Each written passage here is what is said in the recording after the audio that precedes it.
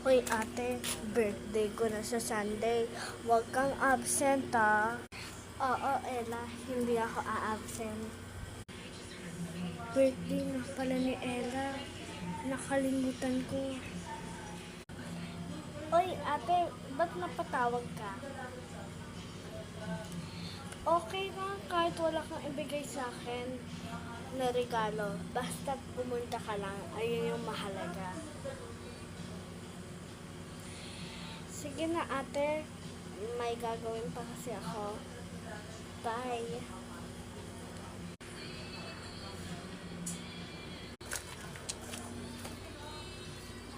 Ella, anong ginagawa mo rito?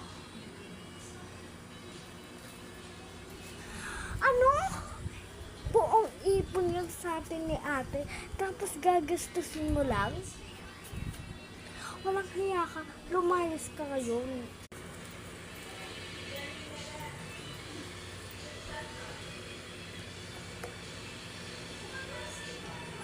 Ngayon na pala yung 18th birthday ni Ella.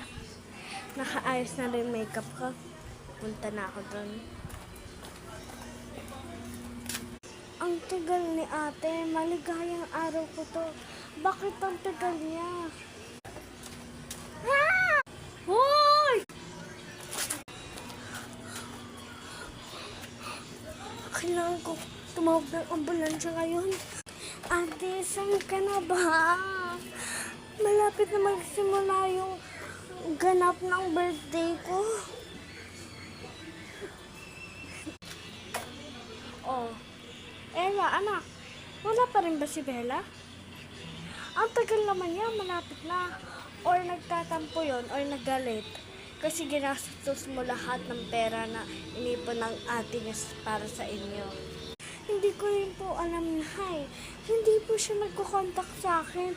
At palagi naman po yung may load, internet, data. Try ko ang tawagan siya. Nagre-ring. Yan na. Hello? Bella anak? Sino to? Ano?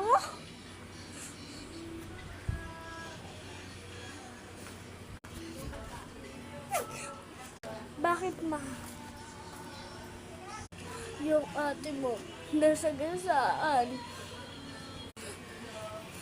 Ano? Hindi pwede. Birthday ko